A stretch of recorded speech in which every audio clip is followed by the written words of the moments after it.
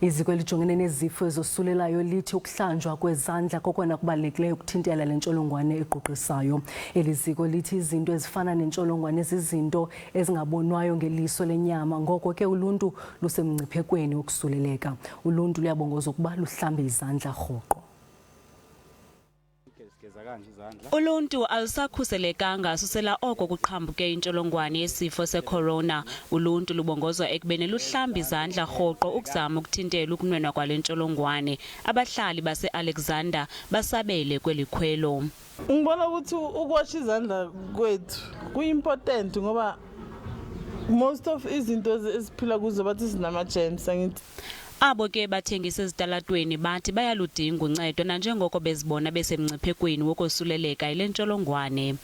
Awa ke yachuwa rina mara ke tsanjuri giliele la ke la tsanjuri lintuse uri uleji bobesko ba uthi uyoyika nanjengoko engumthengisi ebamba imali ngezandla zakhe.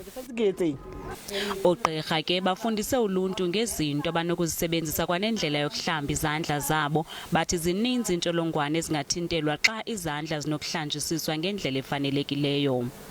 These are germs that cause diarrheal disease, which is a real problem in our country, and especially for children under 5, and many types of respiratory disease, not only coronavirus but influenza and the causes of the common cold.